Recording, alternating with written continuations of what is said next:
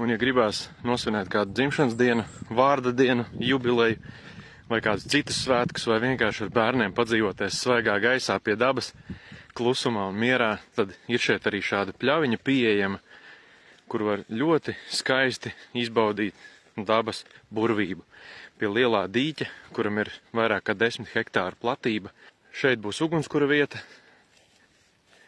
Un, jā, te var baudīt skatus, sauli, sauļoties, dzīvoties, vienkārši baudīt putnu skaņas un vērot dabu.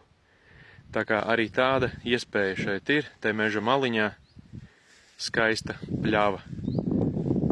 Dodiet ziņu, ja kādam ir interese atbraukt, atpūsties.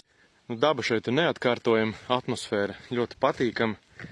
Tiešām pilnīgs klusums un miers. Atrodas Ropažu novadā, Kangaru dīķi. Drīz būs arī mājaslapa, bet Google Maps principā var atrast šos dīķus diezgan viegli. Nav tālu no Rīgas.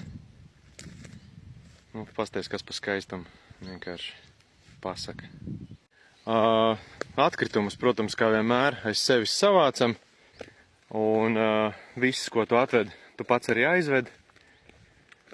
Sakopjam aiz sevis, un tad jau viss būs priecīgi. Arī ziemas sezonā šeit notiks aktivitātes, kuras varēs baudīt ar ģimeni un draugu.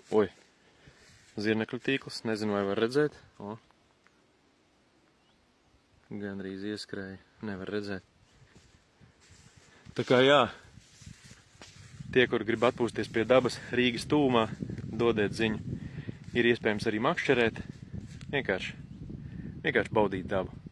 Es nezinu, kas tas par putnu, kas tur tālumā dzied, bet dziesma ir ļoti skanīga. Un šī ir viena no tām retajām vietām, kur ir iespējams saklausīt klusumu. Tā kā jā, ja jūs man prasāt, ar ko šī vieta ir īpaša, tad ar to, ka šeit ir pilnīgs klusums no ikdienas un pilsētu trokšņiem. Gan jau atnāk arī padzerties kāda stirna. Takas šeit ir iemītis. Tā kā jā, tātad droši te var braukt atpūsties, pirms tam piesakoties un vienotos par visām detaļām.